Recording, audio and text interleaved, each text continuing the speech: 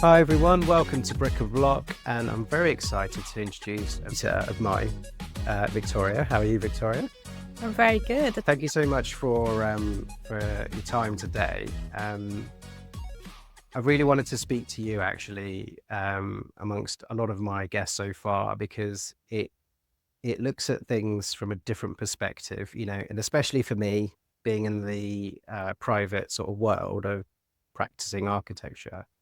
I think often sometimes we forget about academia. And one of the things that I found which is really, really good, was when I did a recent project, Holbein Gardens, we took a very research-led approach to the project.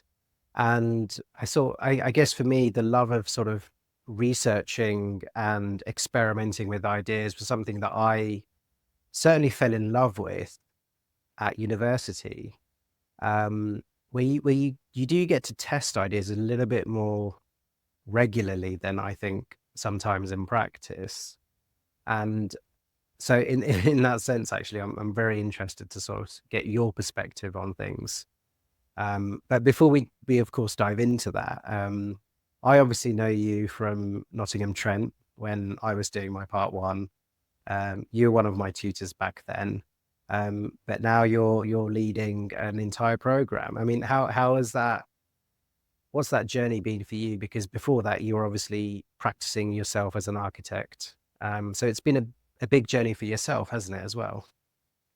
Yeah, that's right. I was actually at Nottingham Trent University last week for an AAE workshop. I'll explain the AAE in a second, on Yeah. inclusive practices in architectural education, which was really great to go back and see colleagues. So when I was teaching you at Nottingham Trent, I just started.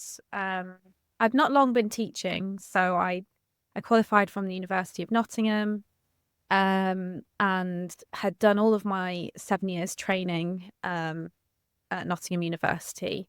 And I never intended to go into teaching, which I wouldn't have told you when I met you as your tutor.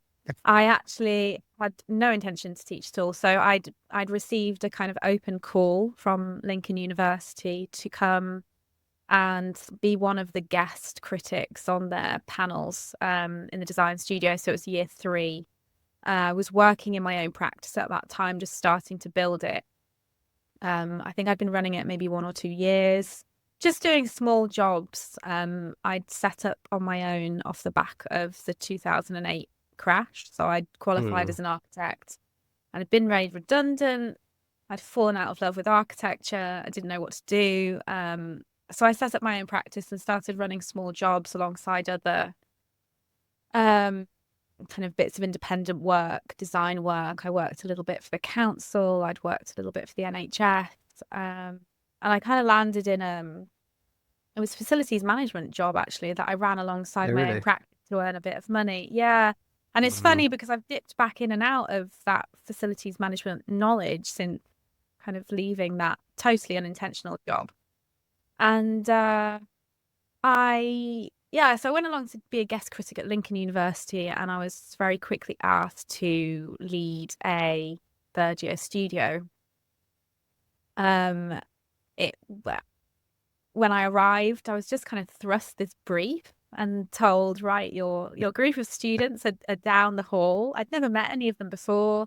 And I took them on a site visit around Lincoln. And I'm still friends with that particular group of students today. I've seen them get married, have children, which has been wonderful. But that kind of was the beginning of my love of teaching, because I just found that compared to any other job in practice, or not in architectural practice, it was the only job where I felt like I left with a huge smile on my face and I felt like I could actually do something really meaningful. It just left me on such a high. So I started looking for more permanent work, and I approached Nottingham Trent University, who first gave me a job in teaching kind of communications and CAD. So I was like a 1 day a week visiting tutor And it sort of went from there, really. I was doing 1 day a week in Lincoln, leading a 3rd-year studio, and then in turn a 2nd-year studio, and then started to build up at Nottingham Trent, Mm.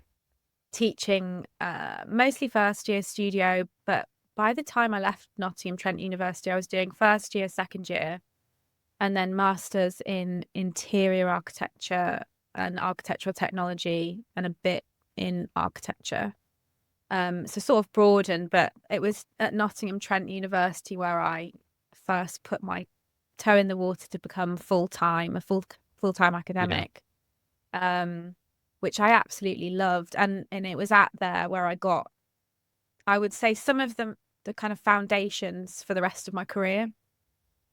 So Mm. it's at Nottingham Trent University where I got the opportunity to first go to America, a conference in Nebraska called the National Conference for the Beginning Design Student. And at that conference, it's like a showcase focusing on what happens in the design studio, particularly. So academics from around the world, they come and they present papers and research on what is happening within their schools of architecture within the design studio. So as you can imagine, it Yeah. is so it was totally fascinating and eye-opening for me as an early Absolutely. educator. It was instrumental and so influential in my architectural teaching, my practice, and it still is today. I still have a lot of Mm. connections in America that I cross paths with, do collaborative work with. They teach in a completely different way to in the UK, and so I was able to kind of Yeah, bring right. that into my practice. Like really, really young. I was really young when I started teaching. Um, and when I came back from that particular conference, it was in 2011, 12. And myself and a group of other academics, about 3 or 4, got together and decided we wanted to set up something similar. The NCBDS in America was a rolling conference, so it hopped around different schools of architecture, would offer to host it. And so in doing so, the conference opened up these discussions about studio and architectural education for other academics to see in. So we wanted to do Mm. something similar in the UK. And there was born the Association of Architectural Educators, which is a body that represents architectural educators in the UK. There hadn't been anything before that. And I have to be totally honest, we didn't know whether it was going to grow into anything. We just Yeah. knew we wanted to do something to represent architectural educators in England, in the UK, because there's a body to represent heads of schools, which is called SCOSA, Mhm. and there's a body, obviously, to represent students. But this was something to represent us. And so the AAE was formally kind of established in 2012. And I volunteered myself. I'm not sure if you were there at the time, but it was in 2013. I volunteered with a colleague to host and launch the inaugural conference for the AAE at Nottingham Trent University. That was in 2013. And it was an I think I amazing might have left moment. by then. Yeah, it was such an amazing moment for me personally, Mm. um, to host my first conference, but also as a moment in architectural education to have there were academics from across the world, all over, kind of far away places, far away as Australia, New Zealand, America, Chile, South Africa, all coming to Nottingham Trent University and presenting on what they were doing in the architectural Mm. studio with their students. So it was a really, really special. We did 2 days, and just so motivating for me to see all of that. And I learned a huge amount from how to organize a conference, and that for me has been pivotal in the rest of my career. Yeah. So the AAE established itself at that point, and since then we've had, apart from COVID times, an annual conference which has moved around. The last AAE conference was at the Welsh School of Architecture they hosted. in 2023. Hmm. And there is a journal called Charette, which is an annual, a kind of rolling journal, which accepts papers and submissions, not just from established researchers. That was very important for the AA, but also to receive papers from practitioners, from students, from PhD researchers, from emerging researchers. So it's really inclusive Definitely. journal on architectural education. Um, so yeah, I kind of left Nottingham Trent in 2014. So just following that conference, on that kind of high of the AAE, and joined Birmingham School of Architecture in, would have been October 2014. Hmm. Just after I did a bit of teaching in America just before that at the Marywood School of Architecture, and took the role of course leader and first year lead at BCU, Birmingham City University. Hmm. And I think definitely all of the kind of skills and knowledge that I had the privilege of learning through the AA conferences and from the networks in America kind of pushed me into how I wanted to shape, because that was why I moved. I got the opportunity to put my mark on writing a course. So within a month of landing at Birmingham City University, I was asked to rewrite the course in BA Oh, architecture, wow. which was quite daunting. I can But a imagine. brilliant opportunity. Yeah, it was absolutely Absolutely. amazing opportunity to run first year as I had been doing at Nottingham Trent, but also to take ownership of the course. Mm. Um, it was the most wonderful job, being able to welcome students in the door in first year, guide them through what I think is the hardest year of the course. Um, Both as an educator and as a student, I think there's so much to learn in first year. But then to Definitely. watch them graduate at year 3 um, was really emotional for me, and a really proud moment to see that happening. It's just such a privileged job. Um, so I did that for almost 10 years. And then I kind of started as subject lead in architecture at Montfort University, Leicester School of Architecture, in August 2023. Um, Hmm. Again, I kind of found I'd done as much as I possibly could in Birmingham, and I was ready for a change. And my role Yeah, now involves head of EDI, but also I'm kind of managing the teams that manage part 1, 2, and 3. So it's another opportunity really for me to shape and to support and to kind of make positive changes in architecture education, which has always been my kind of motivation. So that's a quick definitely. whistle stop tour of my I mean, training. it's a brilliant, no, it's a brilliant journey. I mean, I think when I was at Nottingham Trent, I think it was sort of on the cusp of year 2 and year 3 when I had met you, and obviously thoroughly enjoyed working with you as my tutor, which is great. But you know, it clearly shows that I think your base interest on the opportunities on shaping which I completely agree with, is these amazing minds when they come in at first year. I mean, I remember going in at first year, and you architecture is one of those odd courses and professions where you don't study it at school, do you? So you come in at this, and everyone's coming at it slightly different. You know, some come from a creative background, some come from a slightly more engineering based background, or some just don't know what they're doing, and they just you know, they're like, oh, this sounds interesting. And you know, I mean, we have work experience students come in here at Barker's Etis, and they're all slightly different. You know, some are very much already on it. And looking back at it, you know, I have fond memories of that first year where you sort of understand what light is, what space is, what form is. You get to experience all of those amazing architects that we've had in our history, you know, the current architects, and it's you're almost like a sponge, aren't you? Where you're just absorbing all of this information, quite a lot of information.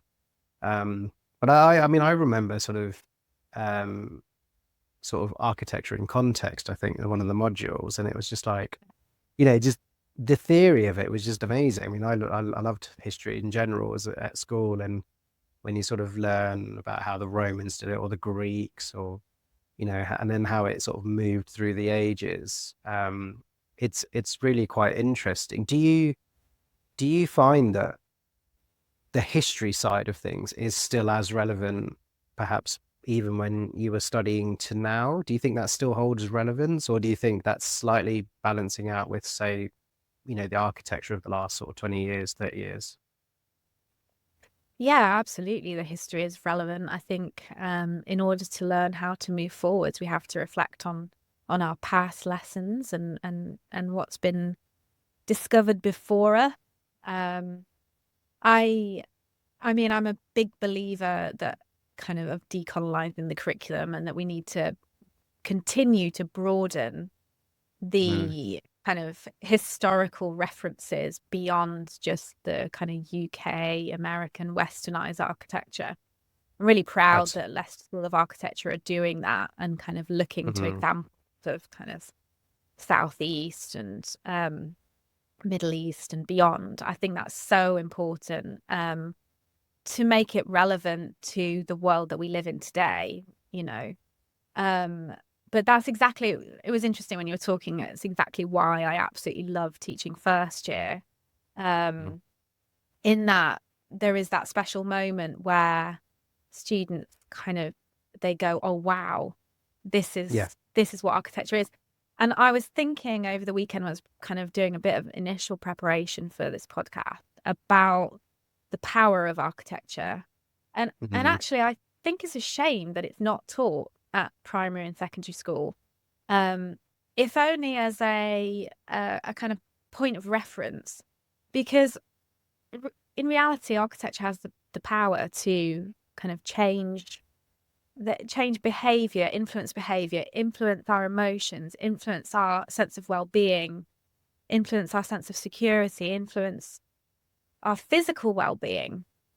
And actually, if we're hoping to change the world, and kind of change the behavior of people in order to tackle some of the hugely pressing crises that we have globally, then starting younger with an awareness of what architecture actually is, for the general public, I Yeah. think could be one of the most powerful things that we do worldwide. Because honest, I mean, there's 100 different discussions that I could have relating to that exact point.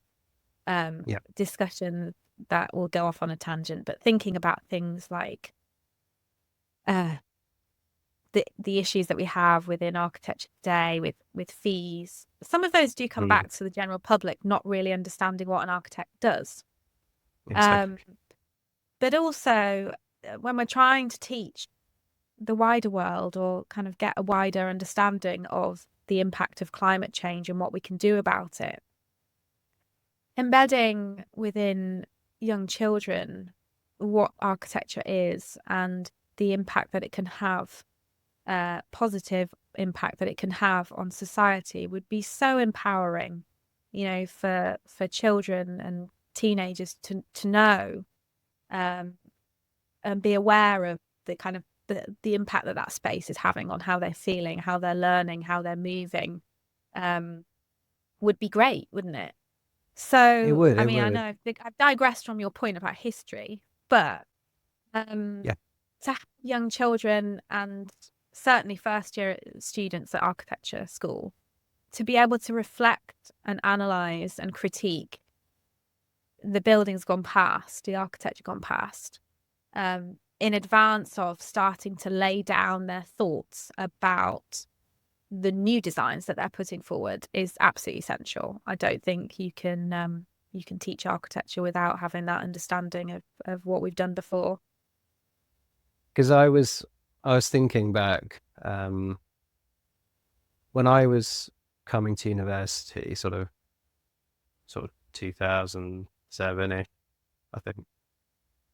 That was probably, and correct me if I'm wrong, do you think that was probably the heyday of, I hate the word, starchitect, of that sort of period?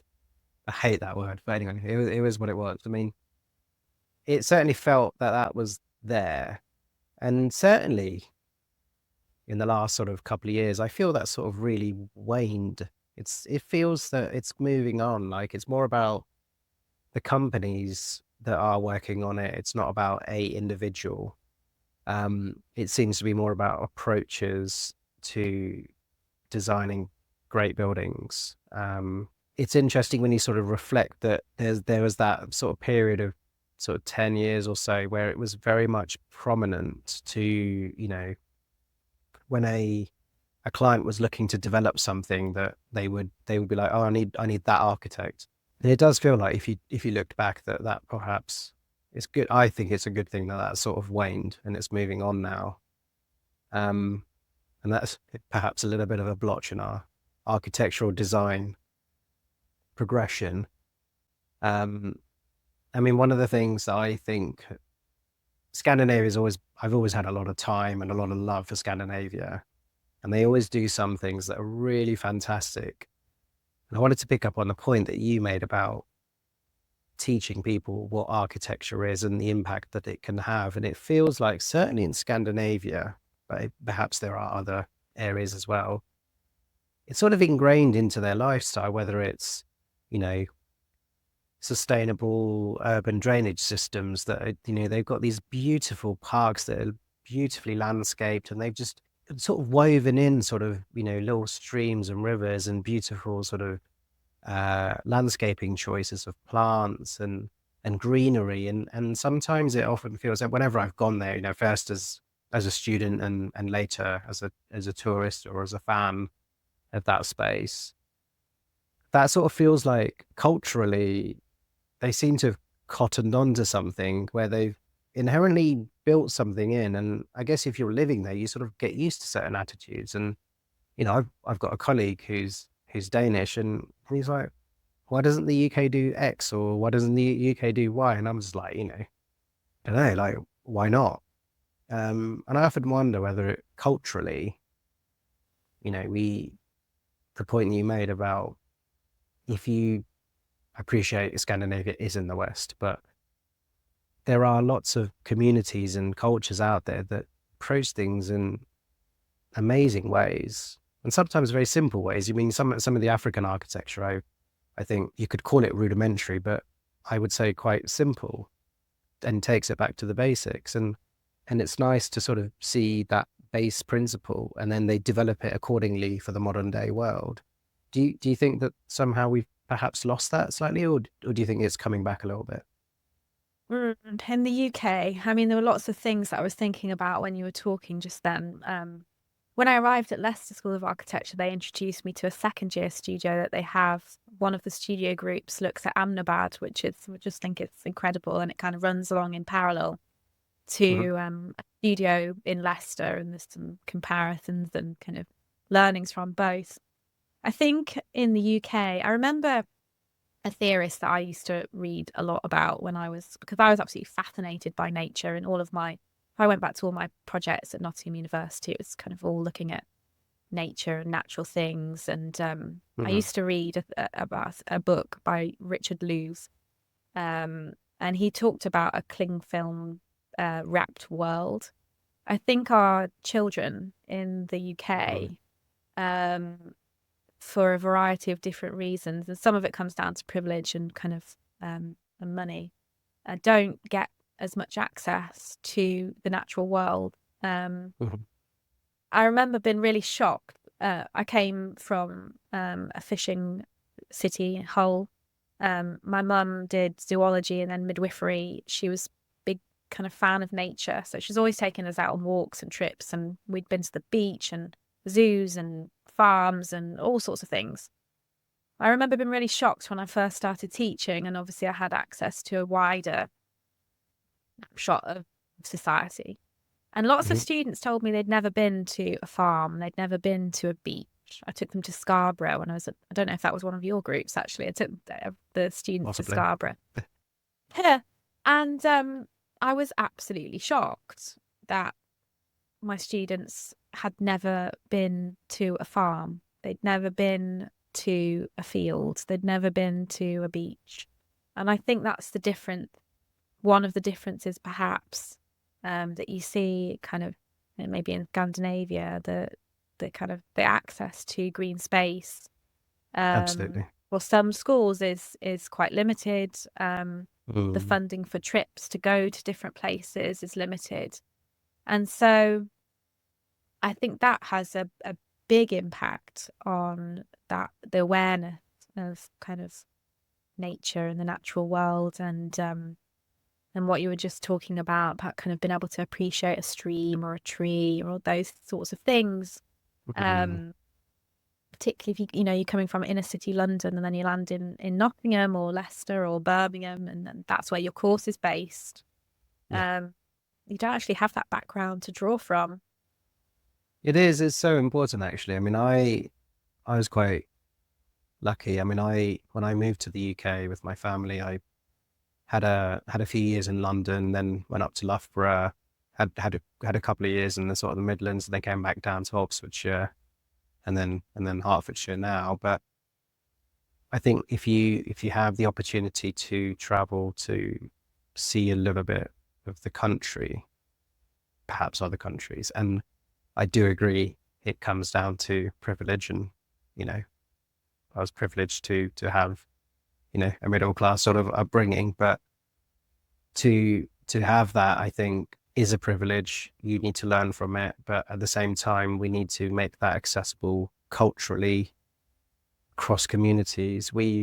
Bargazettas has partnered up with a few organisations where we're trying to change that a little bit. So in London there are not so very privileged communities here, and we would like to help anyone in those communities have any sort of interest in design. It doesn't have to be architecture; it can be construction. They would like to come along, and we've been trying to do that, and I think I completely agree there. We do, I think, collectively have a bit of a responsibility to assist, to educate, to help anyone who would like to get involved. And I think the Reba has done some good work. Our new president, is fantastic. I've met him, and I think he's looking to tackle some of that as well. And I think it's good. There's certainly a switch, I think, in that respect, from a diversity perspective as well. That's also changing, which is only a good thing, I think, for our community as a whole. Yeah. And I think that will definitely help. Um, One of the things I was interested to also touch on was you've created this amazing, apart from the educator side of things, you've also created another side on a technology based. You've got BIM, haven't you, which you've doing some amazing sort of educational and also work on lecturing, because you're hosting a conference every year, aren't you? Yeah, BIM in series is something incredibly special to me. So, yes, and I'm actually speaking at it at a conference on Friday, an Irish conference, Hmm. so, to kind of talk about this. So when I was at Birmingham City University, it was around 2016, 2017. I was having lots of conversations with educators through the AAE, with colleagues, with practitioners. It was just before I rewrote the course for the second time in 2018. We were talking about how to integrate BIM, building information modeling, into the curriculum. And there was a lot of uncertainty. There was a lot of uncertainty in practice as well, especially the smaller practices that I was talking to, kind of concerns about resourcing and money and how to adopt this kind of incoming practice. And so I decided to run, we called it BIM Camp in 2017, and Hmm. it was supported by Vectorworks, who have been a brilliant support to me and what I've wanted to do. They've always been very empowering. It was just a kind of afternoon of short workshops, talking to students about BIM, the processes, the practice, showcasing kind of examples, walkthroughs, and it was open to the public, it was open to kind of our local architects, not just local architects, but they predominantly came as a way in to kind of break it down and show different examples of projects through using BIM. And it was really popular. And so I decided to run it again.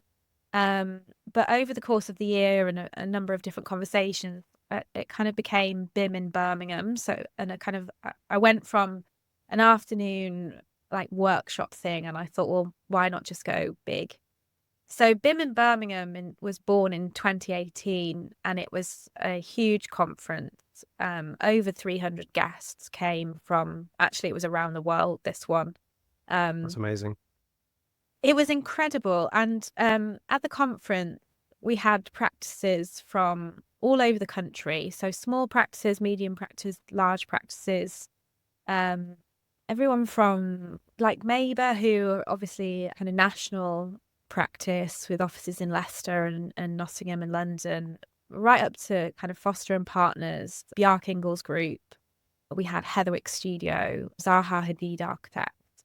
So you got the whole spectrum of what all of these practices were doing in-house, and kind of it was on the spirit of the AAE, kind of a window into practice. What's going on? Let's look at the projects. Let's kind of discuss them and expose them. But in addition to that, we had academics and practitioners flying over from South Africa, Chile, America. Wow. So it became a little bit like the 2013 AAE conference, with this window into what was happening in practice as a learning experience for both practitioners but also students. Now, the flip side of the conference was that I ran it. I think it's because it kind of organically grew and got bigger. I ran it just by myself, but with a group of students.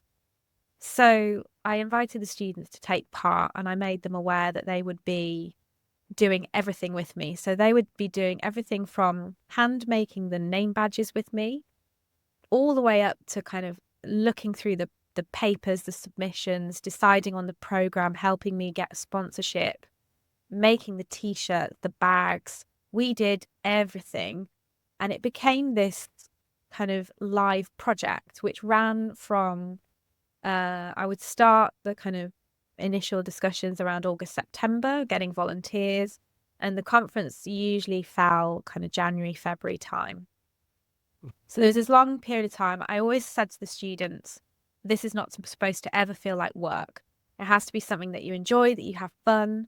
If you have a deadline, you don't have to do anything. You just let me know. So it became a non-pressurized live project that ran in the background. And it was so successful that it became an annual event. So we did it 2018, 19. I just snuck one in before COVID, which was glorious. So January 2020, and then we shut down. And then I revived the conference we did a 2022 BIM in Birmingham. And I just have hosted BIM in Leicester, BIM in Leicester 2024. We had, again, almost 300 guests come to the Leicester School of Architecture, and practices from, again, around the world came to present on their practice and projects in BIM. We talked about themes like BIM and climate change, BIM and AI, BIM and inclusive design was really interesting. And then I always do BIM share a project.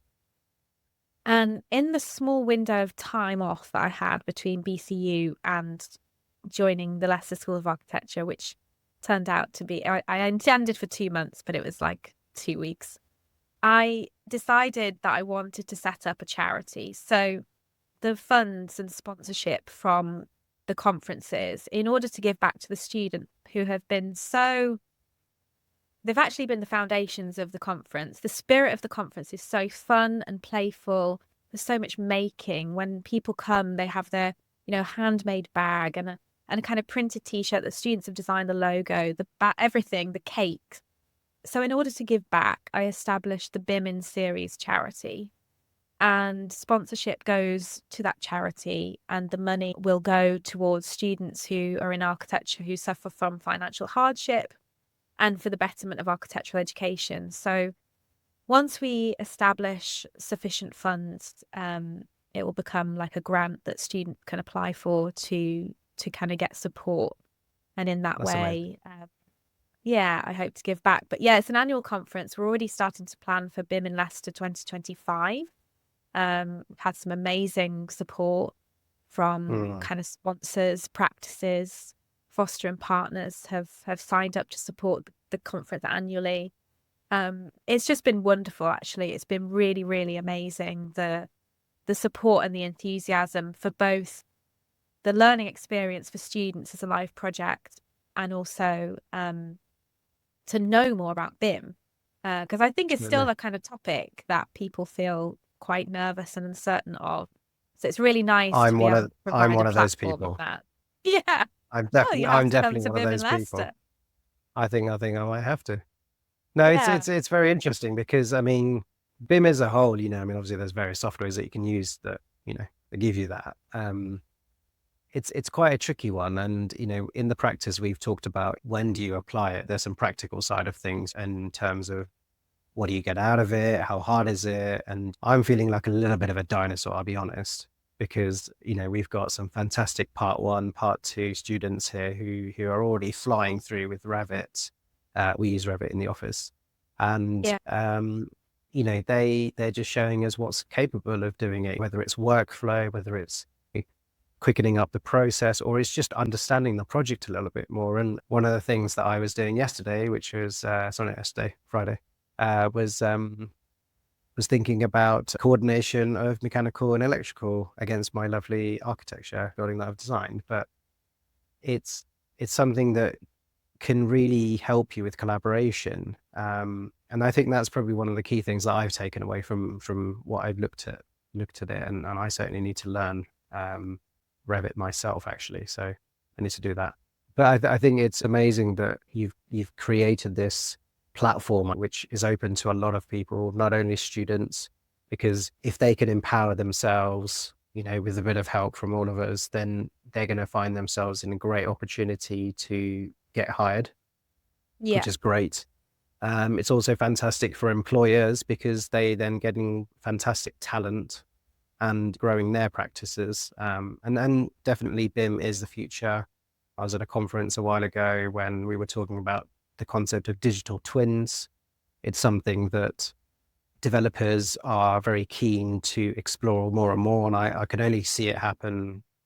It's sort of being implemented more and more in the industry because it's a great bit of information that they can utilize in terms of the future of a building and adapting it. So I can only see it go from strength to strength, and it's fantastic that you have created this platform. So well done for that. It's Thank amazing, you. and obviously you've got a fantastic group of students supporting you as well. And Yeah, I they've think been it's absolutely great. brilliant every year. They've been brilliant every year, and it's generated a lot of what I said on social media actually quite recently about happy accidents in my career. And I think one of the happy accidents of the BIM in series and the BIM in Leicester and BIM in Birmingham conferences is that a lot of my students have managed to get jobs through the conference, because obviously it develops a network, Amazing. and through Yeah, networks, as we know, you're better it is. connected and you're able to kind of get into practice. So it's kind of ticked a lot of boxes that I never It really is. intended at the beginning. It's just intended to be No, kind but of I a think what nice you've also event. done is you've created some what's the word? It's like it's sort of passive learning in some sense. By getting Yeah, involved in doing these things, they they're developing their communication skills, they're developing management skills by looking after a task, its responsibility. So, yeah. I think inadvertently you've done something quite lovely there to do that. So yeah, again, that's amazing. That's really is amazing. I appreciate you're very busy, so I'm gonna sort of tick off with my last question, because otherwise it feels like you're absolutely right. There's so many tangents to this that you could go on and on.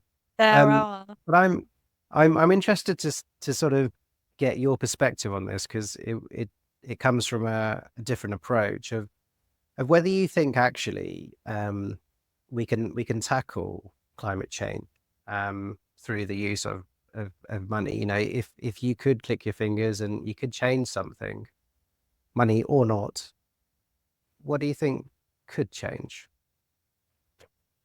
This is the question I asked you not to ask me.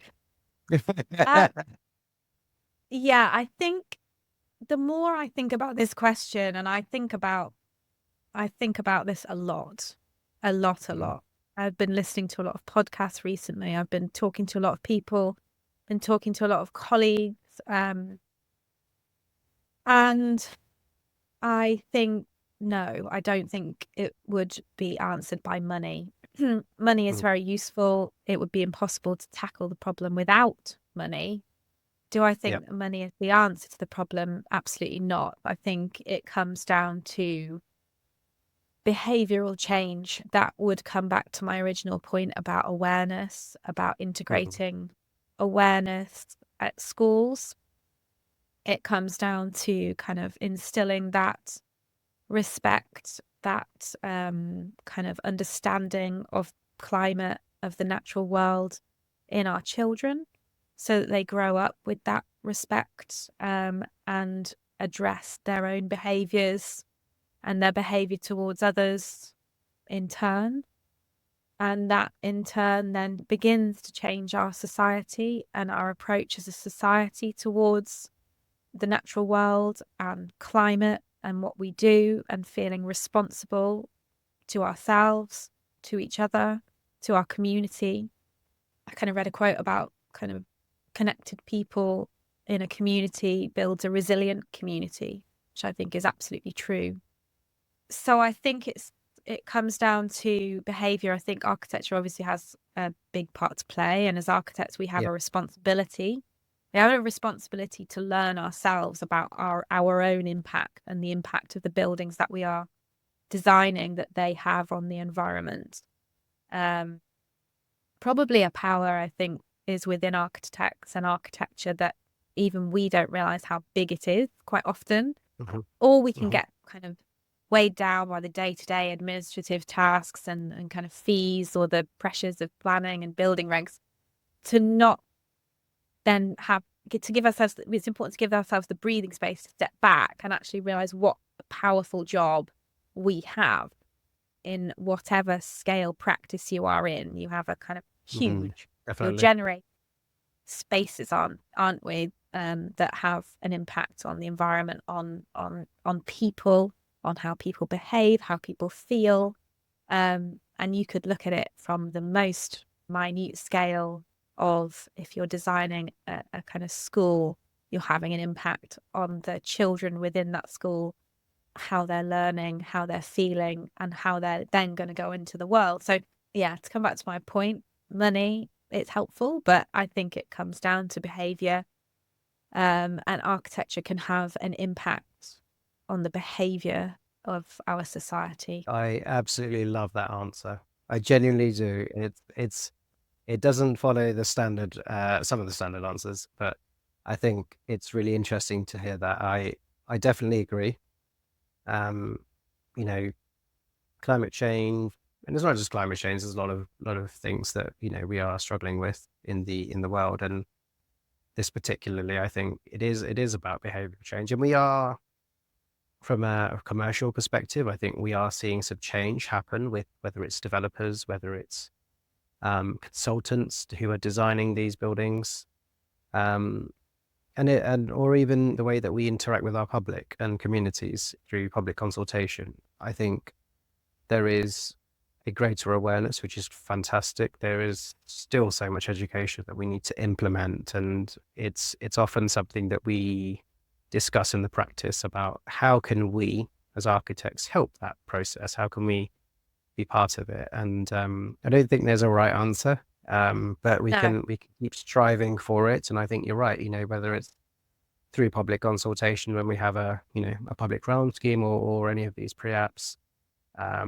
it's important that we do engage with the community to look at what our role is, and probably one thing that we've been trying to do is sort of push some level of sustainable agenda within our schemes, where regardless of whether a client asks for it or not, it is our responsibility to do so. And I think by silently championing things and sort of pushing things through quietly, you can do that.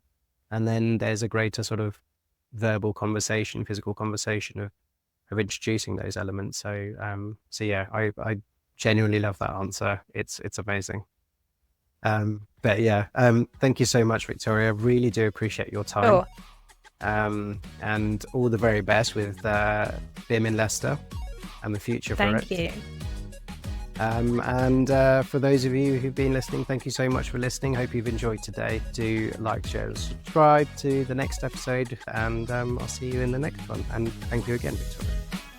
Thank you.